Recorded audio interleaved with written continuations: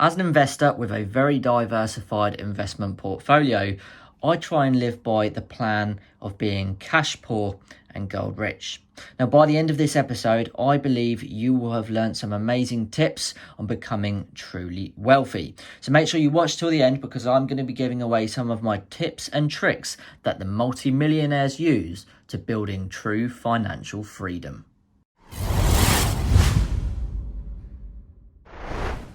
Okay, so let's get straight to the nitty-gritty of today's episode. Becoming truly wealthy, being cash poor, being gold rich, and becoming truly wealthy to have the freedom that life offers. By the end of this episode, you're going to be using my tips and tricks that have helped me amass a fairly decent investment portfolio.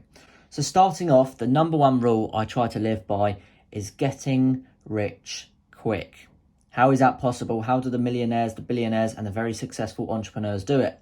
Well, there's one simple method, and I believe if you follow this plan, this will lead you onto some serious wealth. And that is assets versus liabilities. How can you do this? What does it mean? Well, simply, Rich Dad, Poor Dad, Robert Kiyosaki, the book he created, describes this perfectly. So if you want a more in-depth view and opinion on this, read his book.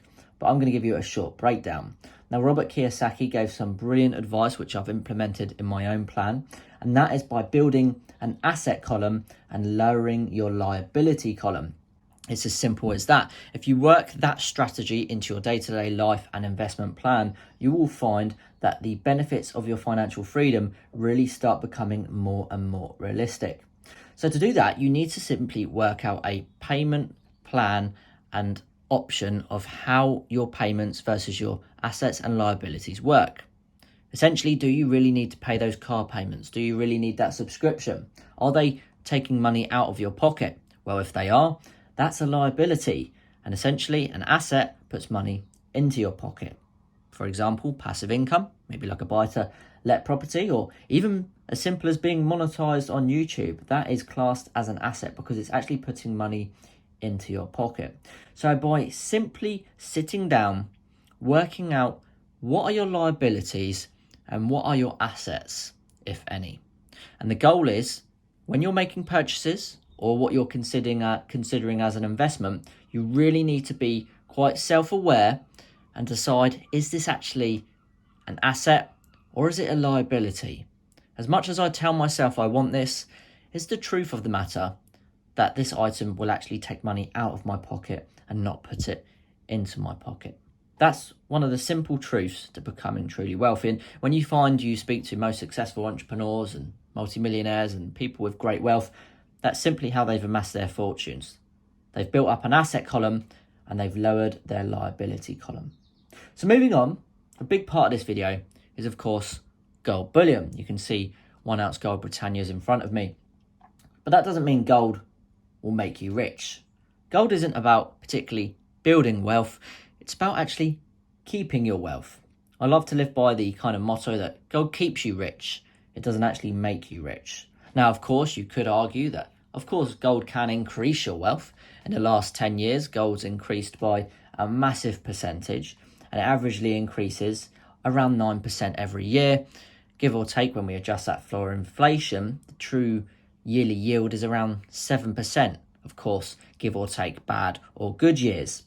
So gold is really considered to be a backbone of your investment portfolio. It's not necessarily going to create you wealth. It's certainly not going to give you a passive income, because gold doesn't give you any interest. It doesn't pay you any dividends. But what it does do is it keeps you rich. It keeps you secure, and it keeps your wealth secure and safe. We know that gold is one of the best long-term wealth preservation devices for hedging against inflation. So although there may be the glory and the beauty of the yellow metal that is gold bullion, don't mistake it for an asset or an investment that's going to make you rich. I think early on, a lot of investors, and I myself did this in my very early days of investing, I got overwhelmed by the beauty and the aura of gold bullion, and I almost started to believe that gold was going to be the investment to make me rich. As I've learned and become more experienced as an investor, I've realised that gold will keep me rich. I will use gold to protect my wealth and keep my wealth, while I use other investments, be it low risk or more speculative investments, to actually make me money, pay me dividends, and give me more income.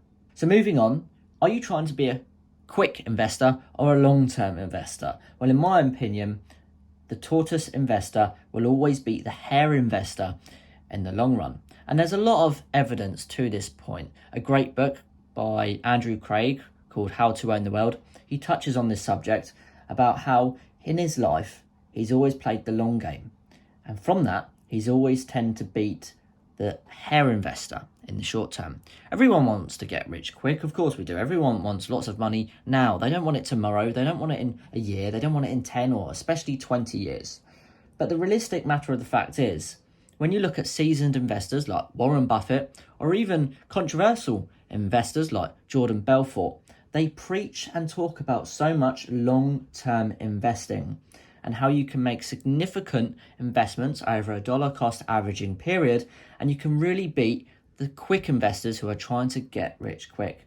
So I would say, try and play the long game. If you're young enough and you've got time on your side, you really can use the benefit and the glory of something called compound interest.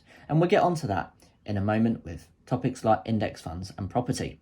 But before we do, I want to talk about the mindset. You need to have a very strong mindset when it comes to investing. You need to have self-control and self-will and a reason why.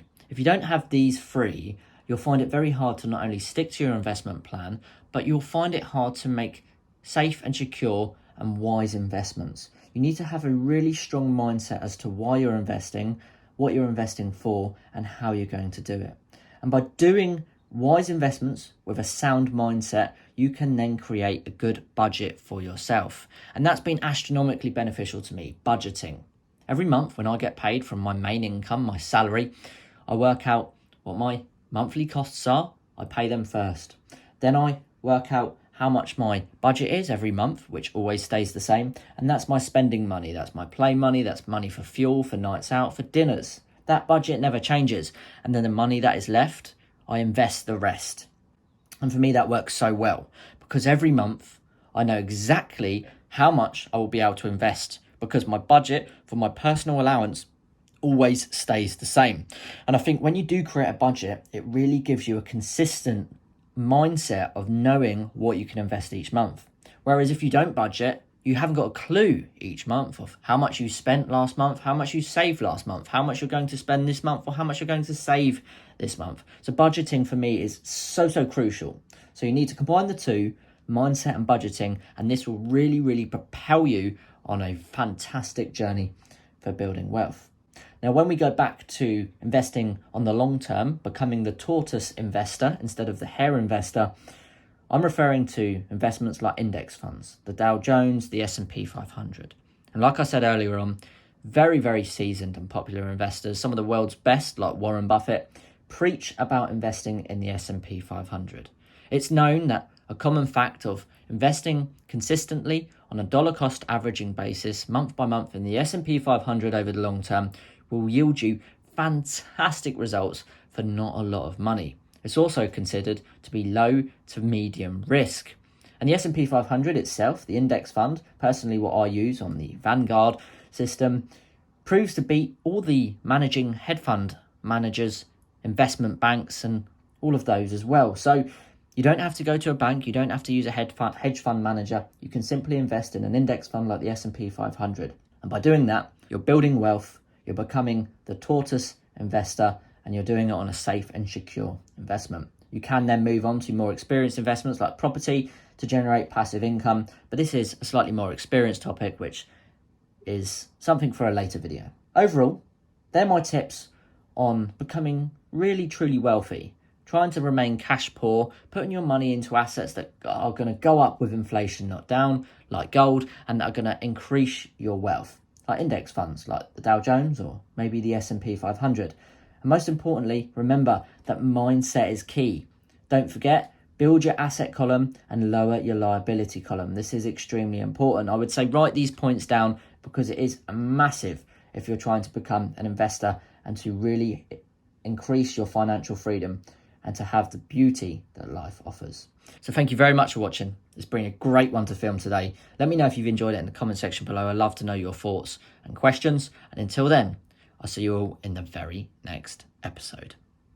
Bye-bye.